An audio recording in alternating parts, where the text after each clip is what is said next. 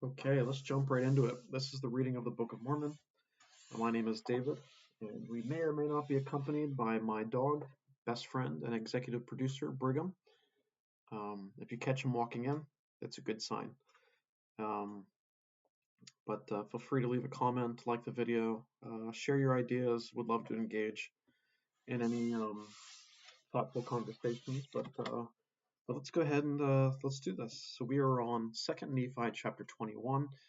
And the importance of this chapter, the significance is there because it contains a powerful prophecy about the coming of the Messiah and his role in bringing peace and righteousness. This chapter describes the characteristics of Christ, emphasizing his justice, wisdom, and ability to establish a kingdom of harmony among all nations. This chapter also highlights the gathering of Israel and the eventual restoration of God's people, illustrating a vision of hope and unity. By portraying the transformative impact of the Savior, this chapter reassures the faithful of God's promises and the blessings that come from following Him, reinforcing the message of redemption and the fulfillment of prophecies regarding the latter days. So, chapter 21, Nephi quotes Isaiah chapter 11. In 1823, Joseph Smith learned from the angel Moroni that these prophecies were about to be fulfilled. Let's watch for ways that we can help fulfill the words of Isaiah. Verse 1. And there shall come forth a rod out of the stem of Jesse, and a branch shall grow out of his roots.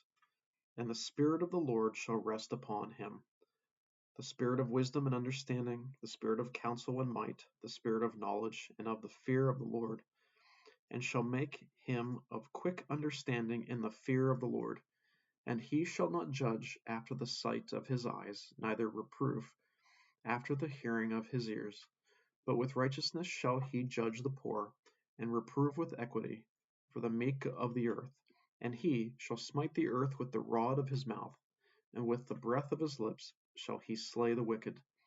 And righteousness shall be the girdle of his loins, and faithfulness the girdle of his reins.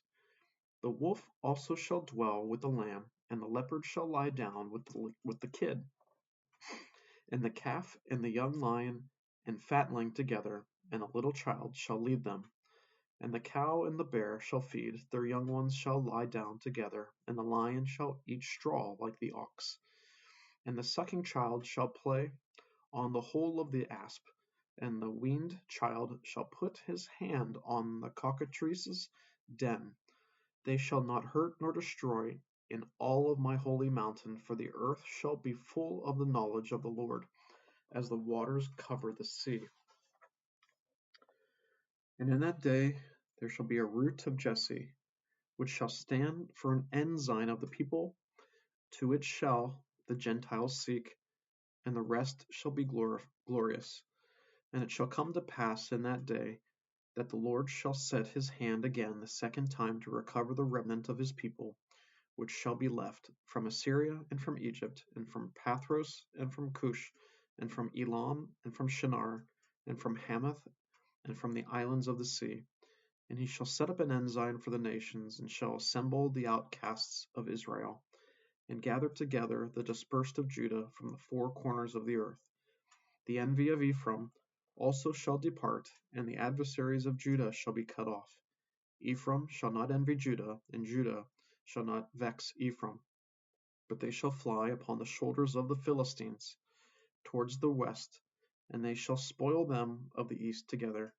They shall lay their hand upon Edom and Moab, and the children of Ammon shall obey them. And the Lord shall utterly destroy the tongue of the Egyptian sea, and with his mighty wind he shall shake his hand over the river, and shall smite it in the 7 streams, and make men go over dry shod.